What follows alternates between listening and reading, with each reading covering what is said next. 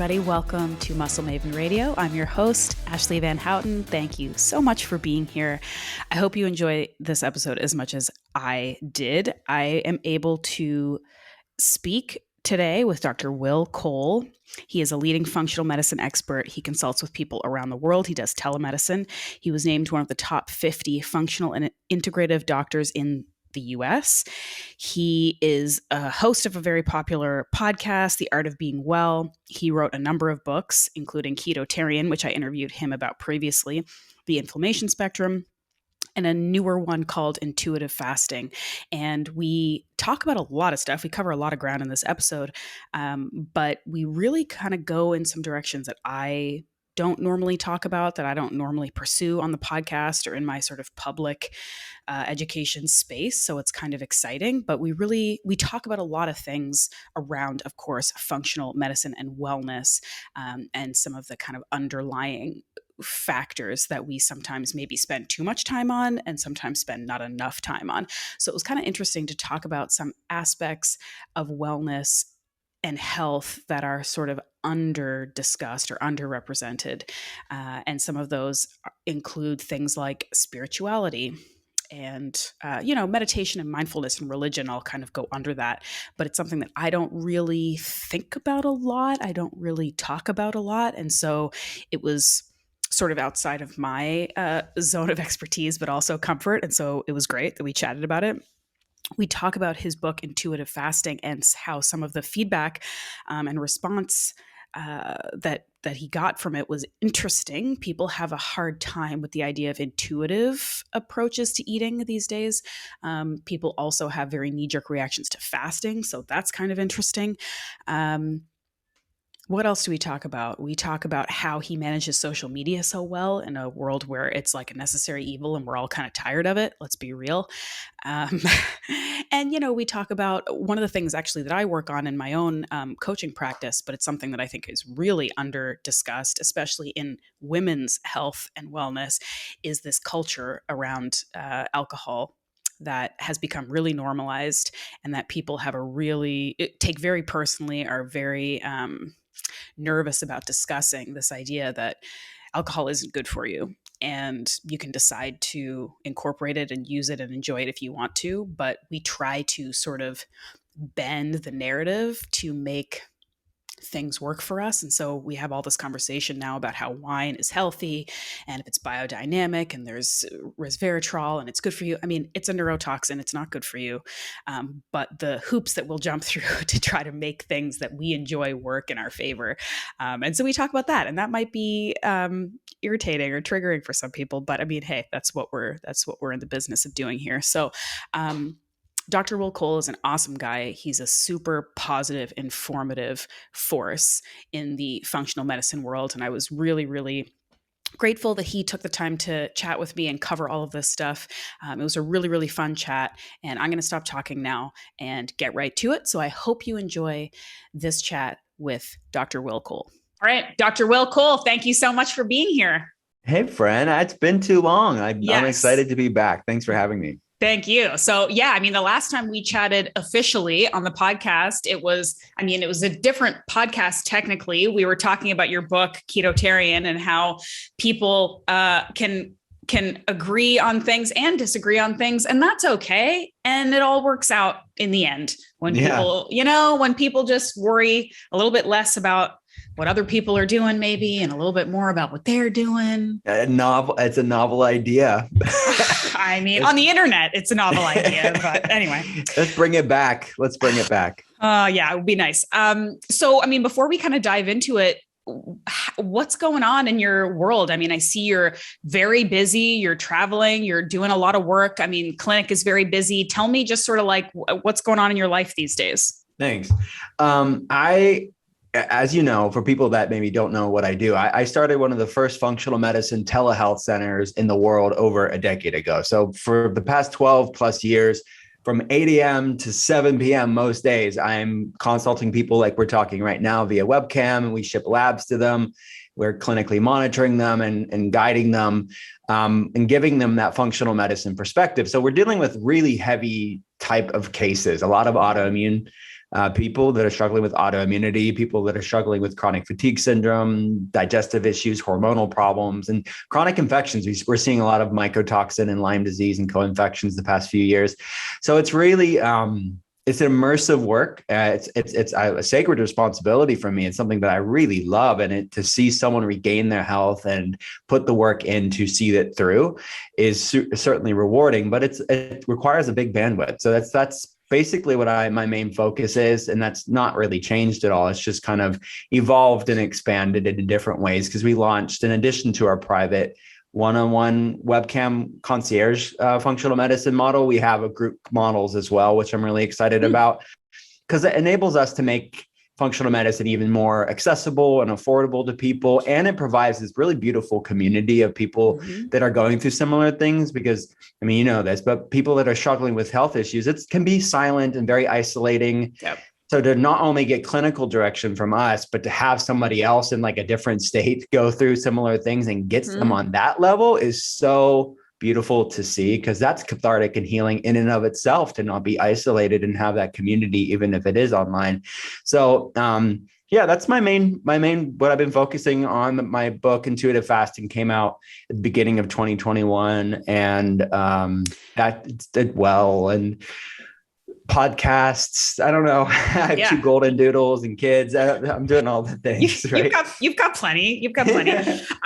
You know, I love what you said about the group aspect, because there's so many reasons why that's good, and you outlined a few of them. But you know, it really is true that people often think when they're struggling with something that they are the only people, right? Like their struggle is, you know, unique, and by that I mean they are alone in it. And just having other people ask questions, and you can think in your head like, yeah, I wondered that too, and now I feel less weird, or I feel less scared. And it's so funny, because I'm doing something similar, not for myself, but I'm participating in something similar. Because as you know, I had a baby recently, and I promise I'm not trying to turn this podcast into me talking about baby stuff, but it's very topical, because it just happened.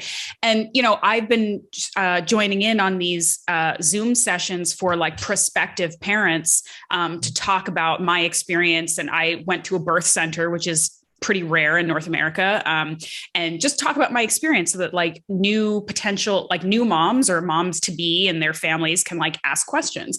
And it's been really cathartic for me to go through the experience again, which was singularly intense, but also have people ask questions and try to help other people. And I just see such value in that I can imagine what you're doing is, you know, incredibly useful to people.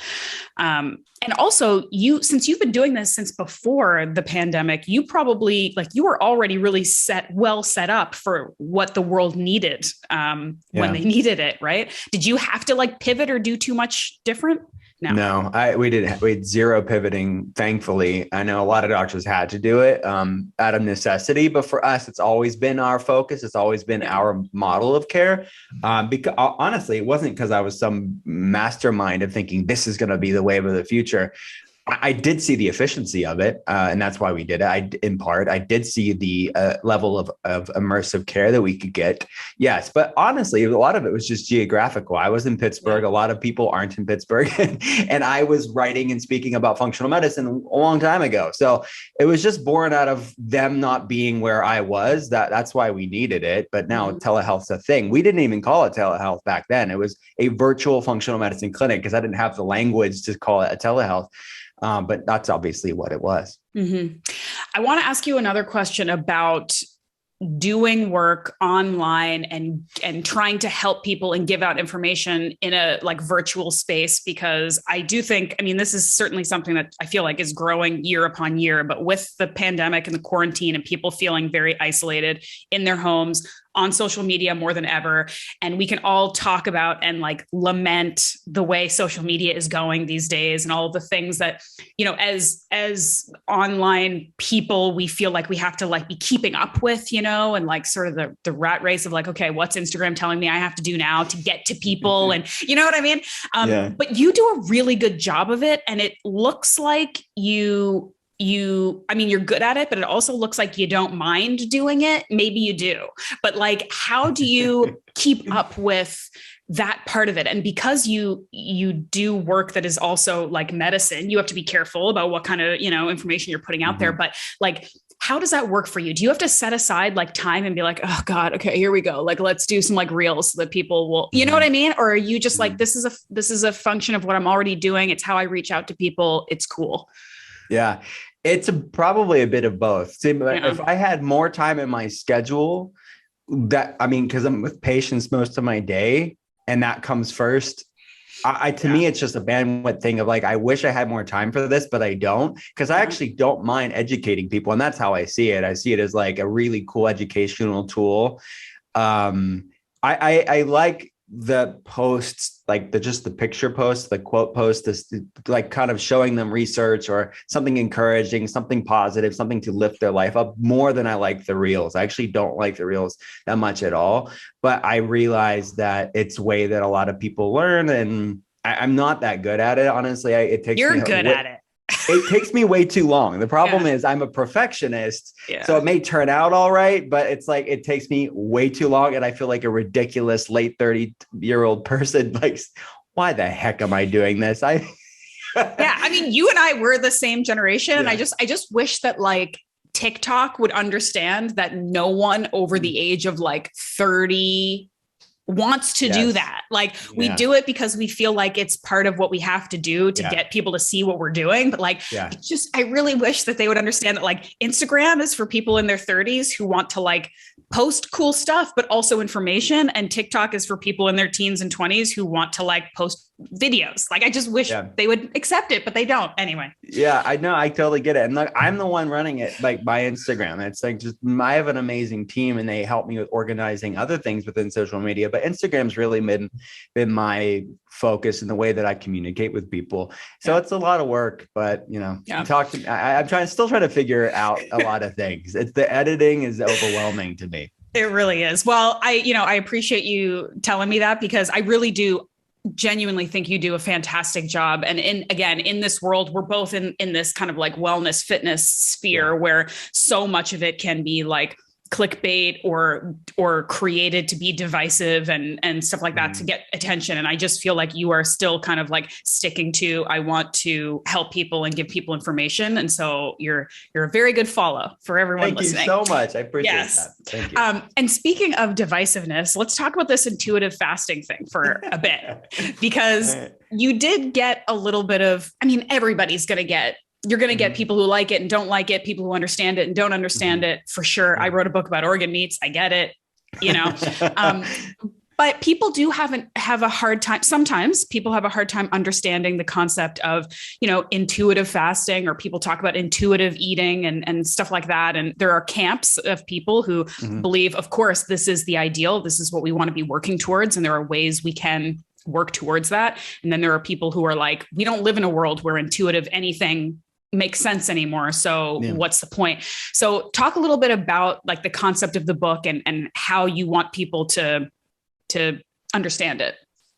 Yeah. So I wrote it I started writing intuitive fasting at the end of 2019, and then the entire like beginning of the pandemic, because I wasn't traveling for work, right? I was just at home, and it was really nice. I normally would write a lot on planes. So I wrote a lot of Ketotarian and the inflammation spectrum in planes and hotels, because I'd be seeing patients during the week. So it was like my long, like Friday through Sunday traveling would be when I would write a lot.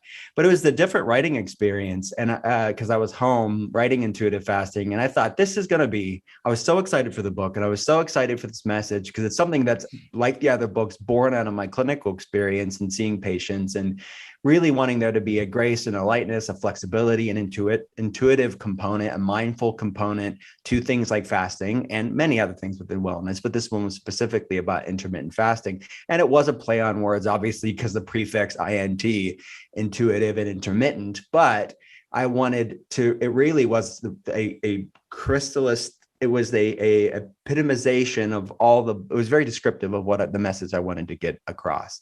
So, the book came out, and I'm just such into my own bubble where my patients get it. My patients, I'm seeing them regain their health. It's like the most uncontroversial thing ever.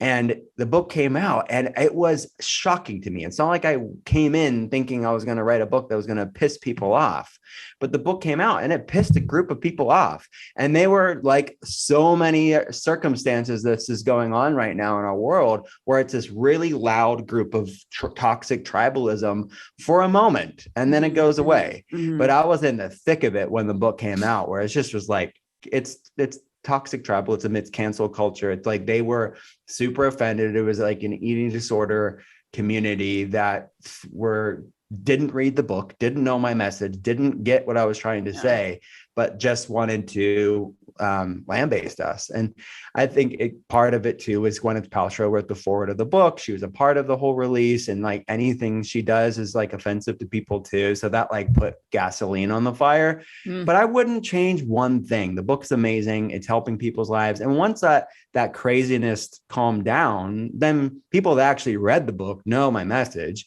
that this is very middle road, like come find your path within health.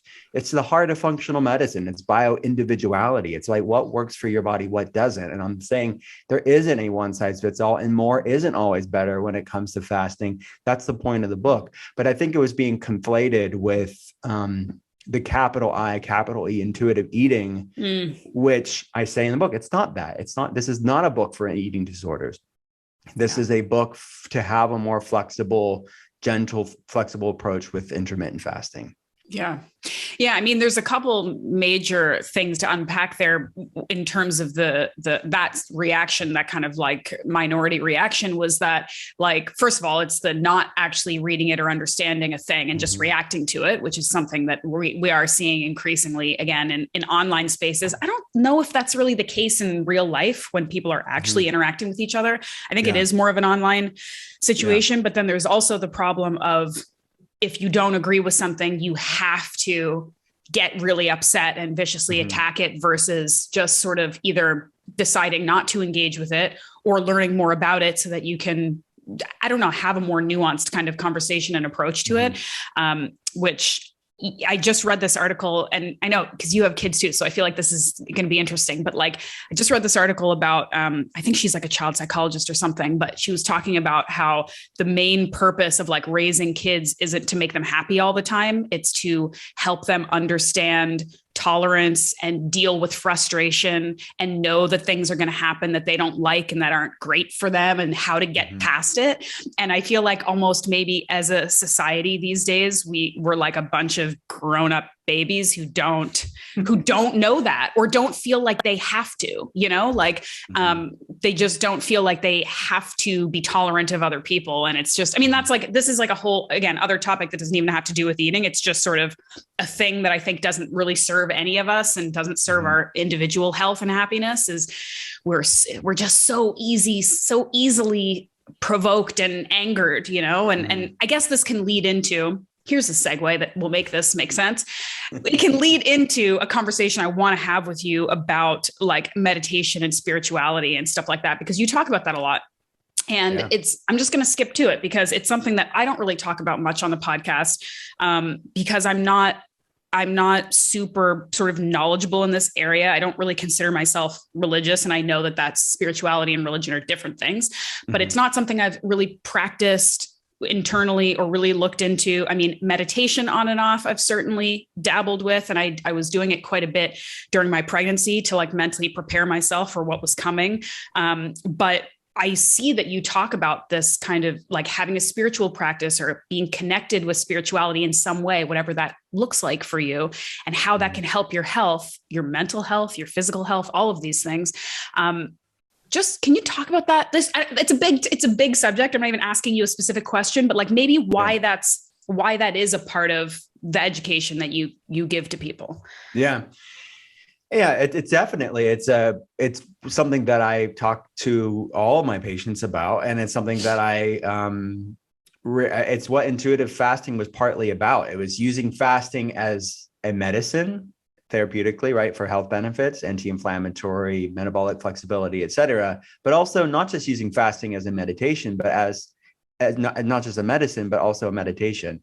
So this is something that that around the world, fasting has been used for these meditative spiritual practices that I talk about in Islam with Ramadan, and Judaism with Yom Kippur and Tish B'Av, Christianity with Lent, and so many other different indigenous cultures around the world have used fasting for medicinal purposes, therapeutic health benefits, but also spiritual, mental, emotional, mindful benefits.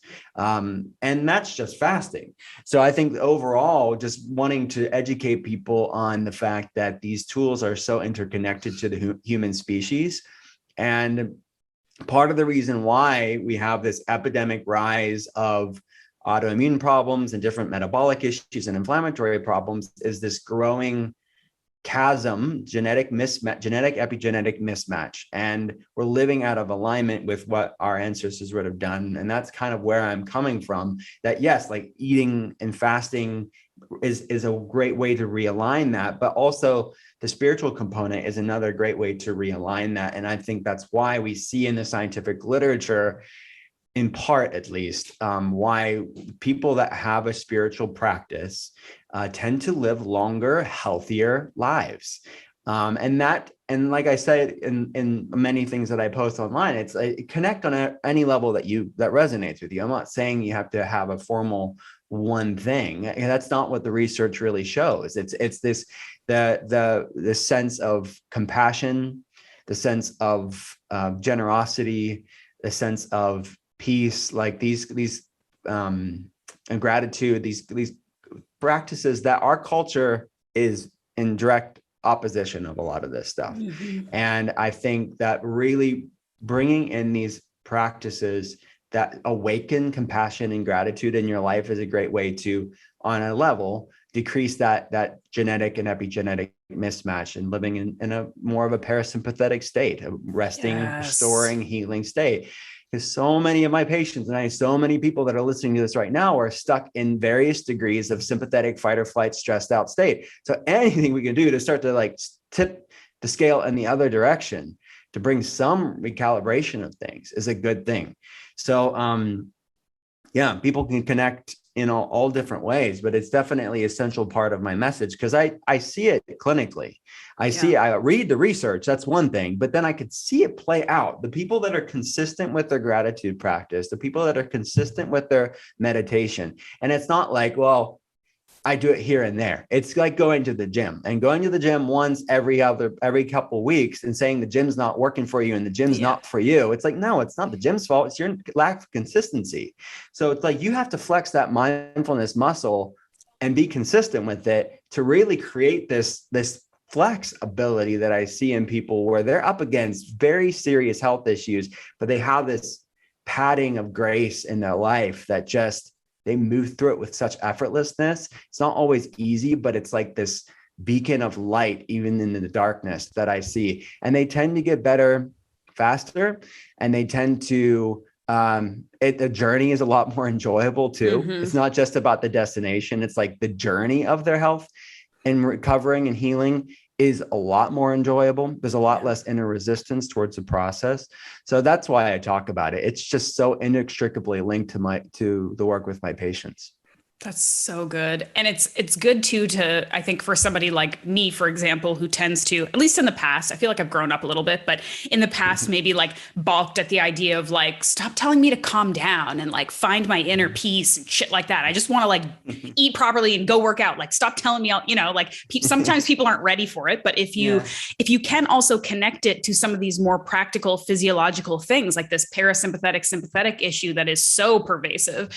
But that leads me to a question, and this is something that I come up against with a lot of people who reach out to me and clients and stuff, is folks who find some of these practices that put them in that fight or flight response, they consider those to also be the things that they enjoy and that calm them down, even though they are physical stressors. So, the typical example is like these crazy hard workouts that, women maybe in their like 40s and they have a couple kids and they've got a full-time job and they're like crushing hour-long metcons every day because it gives them that endorphin rush and like they like that community, all those things. but it's like filling their cup over in a way that maybe they aren't really understanding, because it's also the thing they like to do. And so telling someone like that, who's typically a very like type A, go get them, person, maybe just chill out a little bit, like maybe make one of those workouts like a nice walk with a friend, or like try to, like people don't really want to hear that a lot of the time. So what's your secret for those folks? And that's most of my patients. Most of my patients are very type A, and they're actually not that good at meditation and mindfulness and acts of stillness. And that's exactly why they should be doing it, right? It's like the people that say, well, meditation's not for me. Those are the people that typically need to do it the most, because their body is so ingrained. Their neural pathways are so sympathetic all the time. Go, go, go, go, go. That the act of calming that for a second is scary. And it can can elicit a lot of uncomfortable feelings in their body. So start off low and slow. I mean, there's definitely people that, especially people that have different panic disorders, anxiety issues, where they should be doing it low and slow, because it can kind of bring a lot of things up, but that's why ultimately they need to be doing that. Yeah. And so I hear that a lot. It's like the flow state of working out with a type A personality, like that's their stress relief. That is their way that they get things out in their body. And I get that. And there's definitely a lot of evidence for that. And that definitely can be a stress reliever, no doubt about it. I would just say the yin and the yang are both needed. So do that. But I love what you just said. Like maybe walk with your friend. Is that act of stillness, something calmer, something more chill. I think for the research around forest bathing is really exciting, and looking at Shinrin Yoku and the research coming out of Japan and South Korea, and like using nature as a meditation, and as honestly, as a church for some people, right? It's like this sanctuary of moment. And Melissa Urban, a friend of mine, she says I'm going to church, and like that is her connection to God. And it doesn't have to be that for you, but it has to be. Even the research around Shinrin Yoku, forest bathing, is so powerful, and its impact to support the parasympathetic, to lower cortisol levels, to lower inflammation levels, to help the immune system, to help the brain. So I think it can be interwoven with physical activity, but I just think it has to be a different kind of physical activity. So yoga, tai chi, forest bathing, hiking, those type of things. Yeah. And it's like something you kind of touched on too, is where like the poison's in the dose a little bit, right? Like these hard workouts can be great, but if you're doing them every single day when you've had 4 hours of sleep and these kinds of things, that's the issue. And, I love what you talk about the forest bathing and the like grounding and stuff too, because that's another thing that I read for, fussy babies. One of the things you do, take them outside in nature. They chill right out. And it seems actually to be working. Like, just like, let them see the sky and the trees and fresh air. And it seems to work. It's like, if it's working for them, it's working for us too. All right, I'm interrupting the podcast, but it's for a good reason. I'm talking about snacks, guys. Okay, very important topic, topic that is near and dear to my heart, because no matter how strict or healthy or crazy I get with my diet, I like to eat, and I like snacks, and I like treats that are healthy, that make me feel good, that don't make me feel like crap, but also I know are giving me nutrition and don't taste like I'm settling for something healthy. So all that to say, I'm very excited that we have yet another new partner for the show. This is a company that I've actually been a fan of for a really long time, but just recently connected with and learned a bit more about how they do things.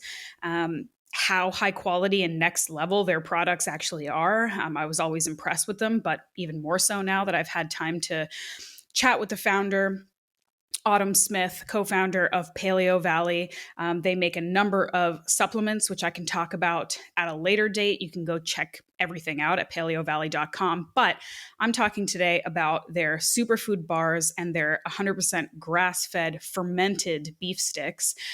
They're so delicious. They come in a bunch of flavors. I've been eating the beef sticks and their chocolate, I think double chocolate superfood bars, dark chocolate chip. That's right.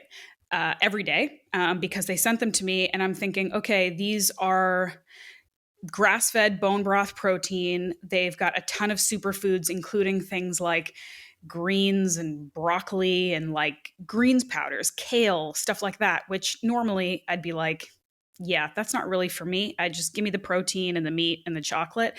But these bars are really good. They taste like food. They don't taste like a lot of the sort of healthy or low carb or keto bars out there that are just full of like lab created sugars and chemicals. They've got a ton of health benefits: blueberries, turmeric, ginger, Himalayan salt, pumpkin seeds, and then of course chocolate. So they've got protein. They're pretty low carb, decent amount of fat. They're just delicious. Gluten-free, grain-free, soy-free, all of that. Low in sugar.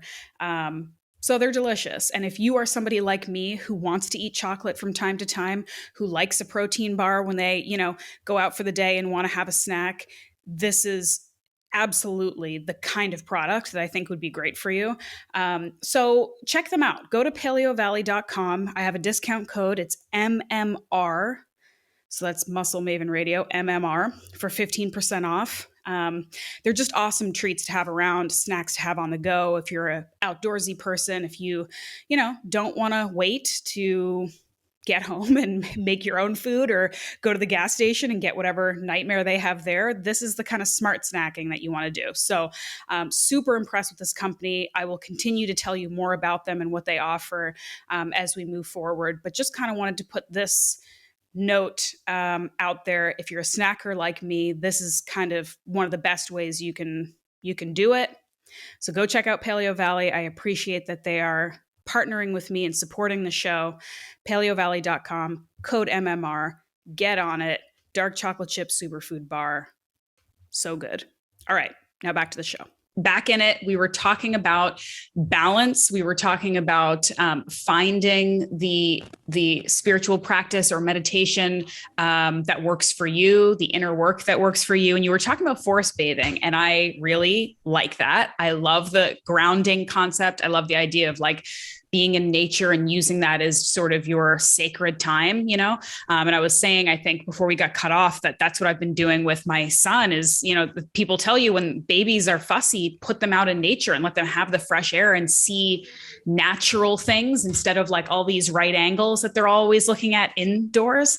And it's really, really effective. So I love that. But what do we do for those of us who live in the northern climates where it's miserable for 6 months of the year? I mean, listen, I ski, so I'll do it. But like, I guess, what do? We just have to bundle up and just deal with it. Yeah. My wife and I, we homeschool our kids, and I should say my wife homeschools our kids. She's an amazing human being. And she told me that it said within a lot of the homeschooling, unschooling, wild and free sort of is that there's no such thing as too cold or wet weather or bad weather. It's inappropriate clothing, which I thought, okay. That's a good way to look at it. That actually is a good way to look at it. But I respectfully invite you both to come visit me in Ontario in February. All right.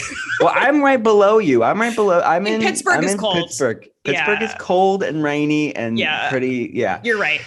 So I'm not as bad as Ontario, but just below it. You're right. You are. I feel like people who live in these cold climates, there is like a toughness. Like you can talk about that, like cold immersion and all that stuff, and how it can like build up resiliency, which I believe, because I believe that people who live in cold places have a certain resiliency because you have to. And you're 100% right. I remember the first like winter that I lived here, and I was like, oh, wow, like this is like a real different kind of cold. And I invested in some real high quality outerwear, and it changed my life. Anyway. It's true. But even in the research around kids playing outside, not just from a mental, emotional side of it, but their microbiome. Kids that live on farms, out in nature, playing in dirt with pets, etc.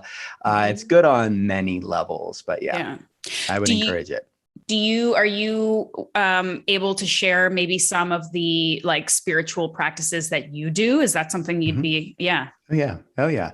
So, it's deeply part of my life. So prayer, meditation, it's something. I'll tell you one thing is that we start our day off at the clinic So we are telehealth, right? And I definitely have a lot of people that work for us remotely, but the majority of them, specifically at this point, most of the core team is all in office here. So we come in the morning and we do patient case reviews. But before we do case reviews for the day, every morning, we do a prayer and meditation together. So it's really nice to have that community, that grounding, that we're setting that intention for the day. And it looks different. Sometimes it is prayer. Sometimes it is like a meditation, breathing exercise. We read something inspirational, and we share certain things that maybe we like specifically after a weekend. Someone will share something on Monday, like something inspirational. So it's really cool. So that's a big part of my life. But even before that, I get to the clinic, I start my day off every morning with just gratitude for the day, it's the seed for the day. And I really take that seriously. But you know what? I think we need to make our life a meditation. I don't think it has to be some big esoteric thing where you're carving out like long hours. I mean, there's a place for that, but I really feel like making the mundane magical, making the mundane a meditation.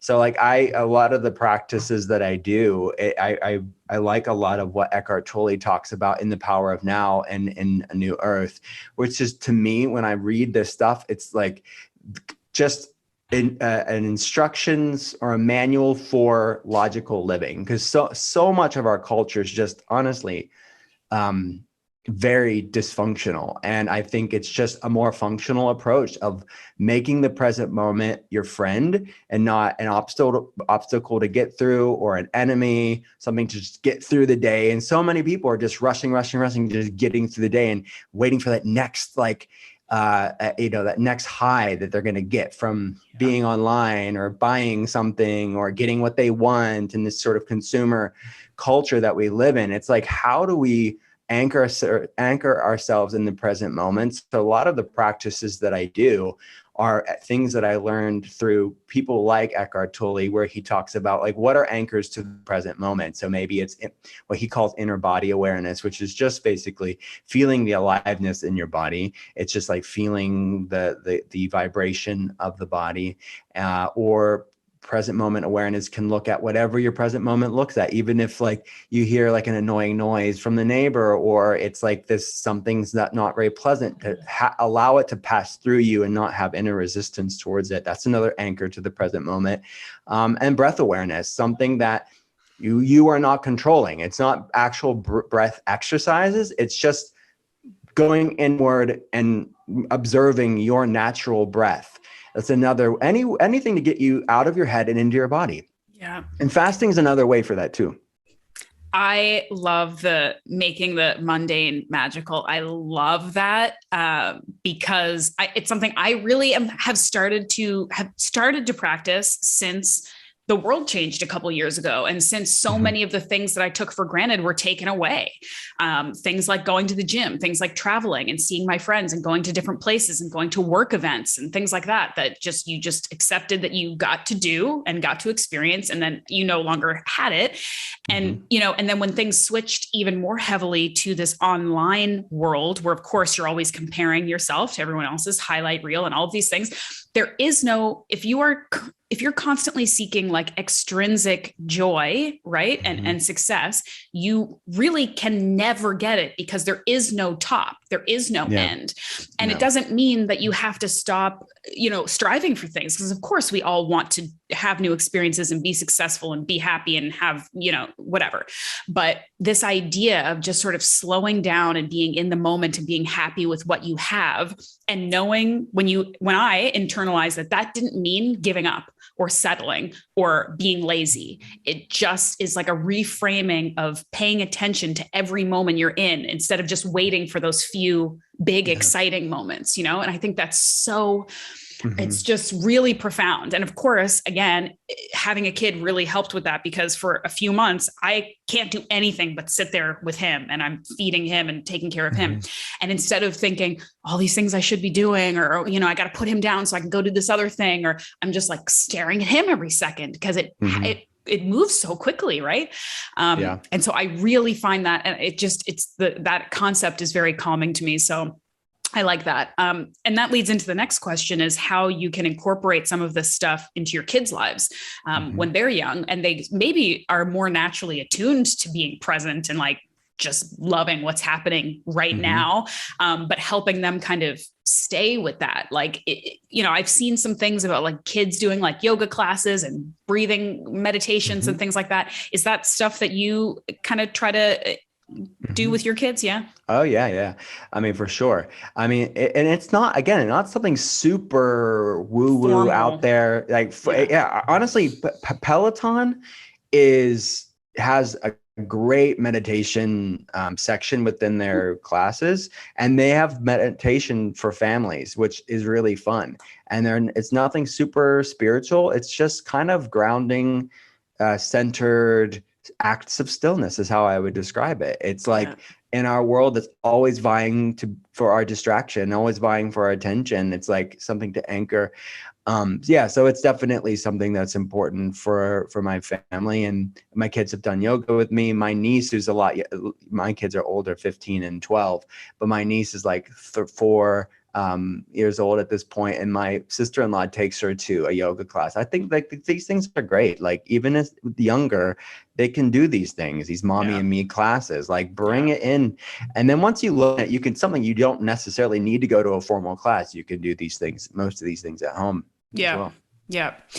So when you're working with folks one-on-one with telemedicine, how much of your session is sort of just talking things through and being sort of a sounding board and giving some advice and giving versus like either like sort of prescriptive homework, maybe like here's some things I want you to try and do, and like let's bring it back and talk about it. Like how does a normal call kind of look? Yeah. So it's how I always describe it is this sort of science and art of functional medicine and the science and the art of wellness. It's the science of it is the labs and having clinical experience and having a direction and having leadership to see things through and adjust things accordingly, dosages of things, et cetera, refining the protocol. But the art is equally important, and that is the space between the words, is knowing that person's resonance as we get to know them. It's having this human to human relationship with this person via webcam most of the time over time, and that between listening and direction, holding space and direction and talking, that's going to be dependent on that person and where that person's at and that specific visit. So sometimes visits are a lot more me talking and me kind of like really giving them insight into what's going on. Like a lot of times when we go over the labs, like it's mostly me talking, right? It's me talking to me. Even then there's a science and art of like, how do you communicate this information that can be kind of overwhelming and scary for some people, or what do I do with this information to make it more digestible and practical and like actionable?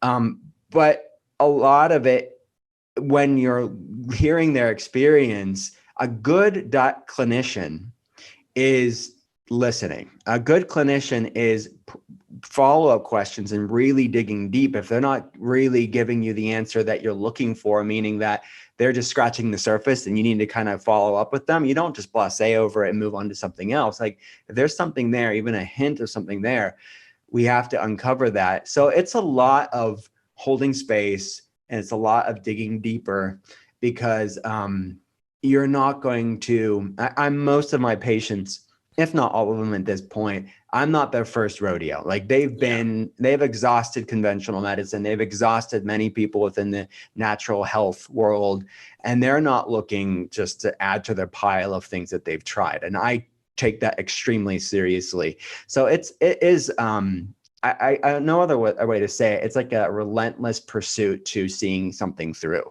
because it's like, these are very difficult cases. So it's a bit of both. Yin and yang again. There's a place for both listening and speaking and direction. Yeah.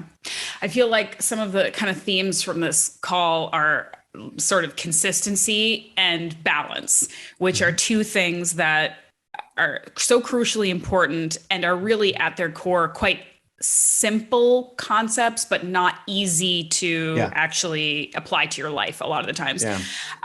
But another thing that like reading some of your blog posts and seeing some of the stuff that you post that I think requires some nuance and context and balance, but can be a controversial topic is where alcohol fits into health. And I find it interesting, like my kind of little soapbox, like obviously, that I come from a more sort of like animal protein based approach to nutrition, right? It's essentially like you and I could eat the same food and at the same restaurant, and maybe our plates would look a little different, is essentially it. And so I've come to a point where I'm like, I'm not going to fight people on like the nuance of like this much vegetables versus this much vegetables. I mean, eat meat and vegetables, okay? You're going to be way ahead of like 90% of the world. But the alcohol story is kind of interesting because it's so ingrained in culture and in socializing that it becomes something that is really like very personal to people and that people have a really, really hard time letting go of, to the point that we're now in a space in the like nutrition world where you could say, never eat carbs again. And people will be like, okay, I get it. Or bread is the devil. And people are like, yeah, you're right. But if you say like, you really shouldn't drink very much, people are like, how dare you? Like never, that's like the last bastion of like, and it can be a complicated topic too, because it is about balance. And to say someone should never do something is a potentially a problematic, way to go through life. So, but there's some pretty compelling arguments about minimizing alcohol intake. So can you talk about that? You be the bummer right now instead of me. You tell people. Okay? What's so funny is that I've been doing this for so long, talking to people, but I didn't post about alcohol, not because I thought I shouldn't have the conversation. I just had so many other things to talk about. Yeah. Right. And I talk about it with patients, right? It's always been a conversation with patients, but like on the social media level, it's not something I've ever like broached and brought out. But like when I did, I was amazed. And I don't know why I was amazed, because actually if I gave it much thought, it's actually pretty unsurprising. Yeah. But it's like, you're right. It's the last bastion of this wellness conversation, or the next one, I should say, the next bastion.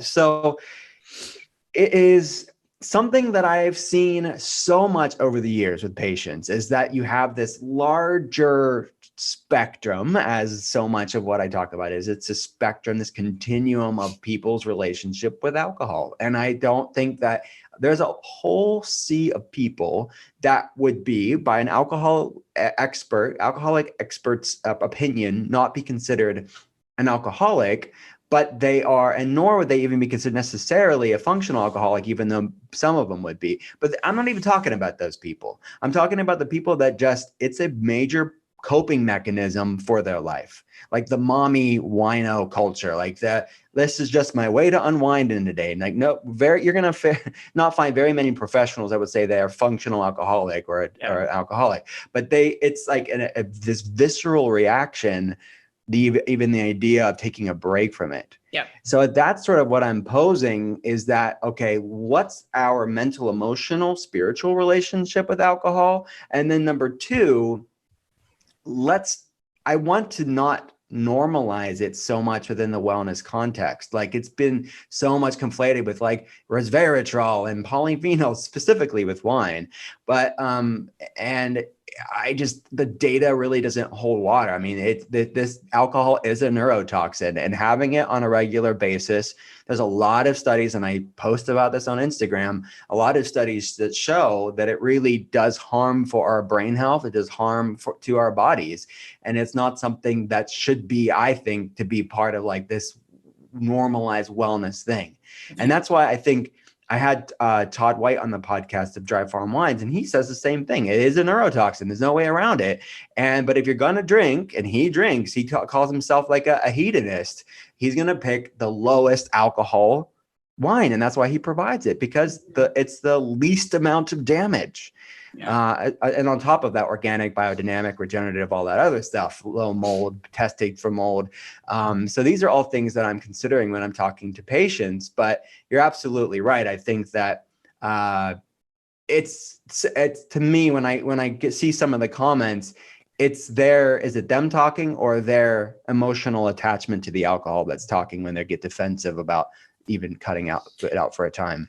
It's funny the like circles we can walk around a subject when we want to convince ourselves of something, like that idea of like wine has health benefits because of the resveratrol. It's like saying like you should eat like Lucky Charms because they're fortified with B vitamins or something. It's like, come on, guys, like there are so many other ways you can get these antioxidants that don't have the, like the scale is still tipped in the negative way when we're talking about booze.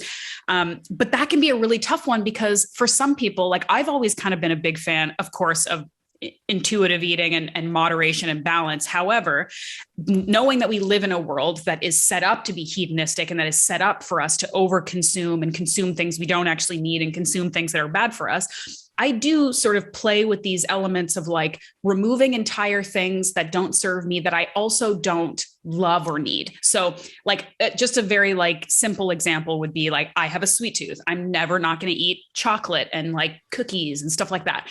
But I don't care about pizza and chips and stuff like that. So I'm going to make it sort of like a part of my lifestyle to completely avoid these things that I would 100% eat if they're in front of me, but I don't need them. I don't love them. They don't fill my cup. Right. And so, but it's hard to do that with booze when it is such a universally accepted and enjoyed form of, again, socialization, de-stressing, things like that.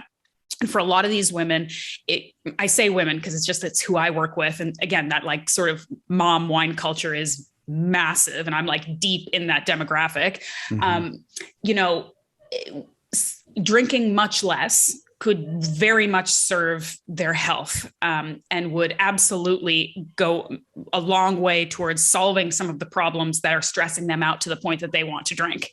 However, they may not ever want to get rid of it entirely because it is still a point in their life that is pleasurable, right? So how do we get to a place of balance and moderation with something like that is so pervasive, it's so accessible, it's so easy, and even the culture is telling you like, hey, you're a mom, you got to do like you got to have the glass of wine or two every night, you got to do it, that's what we do. How do you approach that? Yeah. Well, I think it's a lot of what I talk about, and it's sort of a mantra in our clinic, is just because something's common doesn't necessarily mean it's normal. And our culture, again, it's backwards in so many ways that I think a lot of people need to have a reckoning with the things in their life that they're holding on to, and they think it's not that much. But really, I can tell you so many stories of patients that just take out alcohol or cut it back significantly, and the power that it wields over improving their health is immense in many cases. Yeah. So I would just say, like, if you have a goal, and if you're not at your goal health-wise, or whatever aspect within your health, whether it's the weight loss resistance or the digestive problems or the brain fog or the fatigue or whatever, the anxiety, I would look at these things that you're holding on to and you think it's not that big of a deal. Well, maybe it's not the only component to why you feel the way that you do, but maybe it's a linchpin that's keeping you back from moving past that plateau. Yeah. And I find that many people they don't want to go there because they really like it. When what I have found is that almost always people love feeling great more than they thought they would miss something. And it's like a bad trade-off, because when you're on the other side of it, you're like, dang, man, I don't ever want to feel like that again. I feel so much better. Why would I want something to dim my light? And I think that that's where you have to go. You have to be brave enough to go there and see what your body's capable of.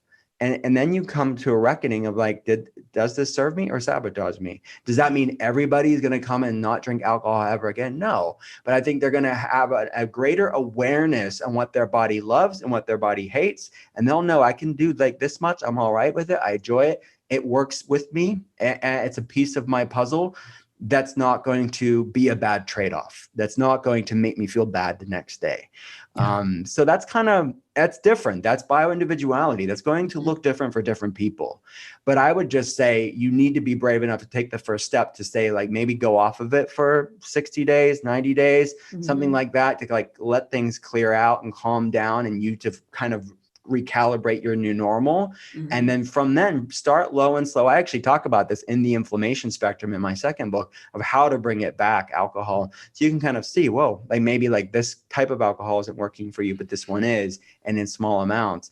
And look, there's some research to show like the hormetic effect of low amounts of alcohol, maybe there is some health benefits to that. Not that it should be a reason to be consistently drinking, but the body can handle some levels of stress, and there can be some benefits of these things here and there. Yeah. Yeah. I love that. I mean, what you're saying too, like sort of just the bravery of taking the step to try something different, So often people would rather stay in a discomfort that is familiar than the discomfort of trying something new. And I know when I would coach people, it was more on the nutrition side, and, they just were like, I can't imagine not eating the way I'm eating. And the way you're maybe suggesting sounds crazy. It's like, you came to me not to tell you to keep doing what you're doing. You came to me to tell you to try something different, and just try it. And like you said, when you feel something so different and feel so much better and know what your body can feel like, it can be a pretty life-changing.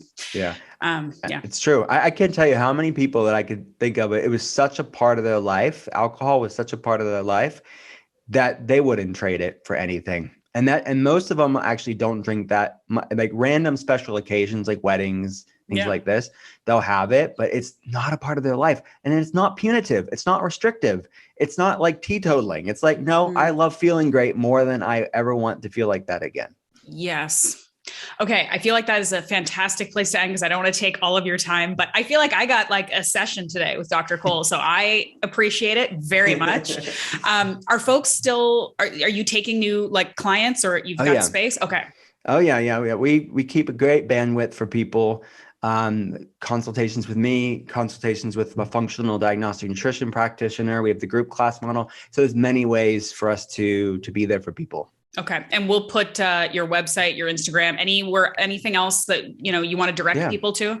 Just drwillcole.com, drwillcole.com on Instagram too, if they want to check that out. But yeah, thanks so much for having me. I love talking with you every time. Yeah. It was great catching up, and I'm going to go see my baby, who's probably hungry, make some mundane moments magical right now. He's so cute, by the way. He's pretty cute. I mean, he's pretty cute. So cute. I appreciate that. But thank you again so much for your time. Let's do it again soon. Maybe we'll be able to see each other in person before too long. And enjoy the rest of your day. You too. All right. Take care. All right, that's it for today. Thank you to Dr. Will Cole for taking the time. Thank you to you guys for listening, and to hopefully giving back and doing your part by sharing this podcast if you think it's worth it, leaving a rating and review if you think it's good and you want me to keep doing this work. Thank you to my show sponsor, Paleo Valley. They make a ton of great products, but my favorites are their healthy snacks. They have grass-fed and fermented beef sticks. They have superfood bars that are really, really delicious, really, really high-quality products. They don't cut corners, and they put plant superfoods and animal superfoods together for all of us. So, plant focused, Dr. Will Cole, animal focused, Dr. Ashleigh Van Houten, not a doctor. We can enjoy the same treats, and they have lots to offer for our health, and they taste good. So go to paleovalley.com, use the code MMR, and you'll save 15% on anything you buy. I'll just leave you with this because I love when he said it. Let's figure out how to make the mundane moments magical. I think that's so cool and so important, because that's what most of our moments are, right? So let's make them beautiful and magical and enjoy them. So I hope you go out and do that today, and I'll see you next week. Thank you for listening.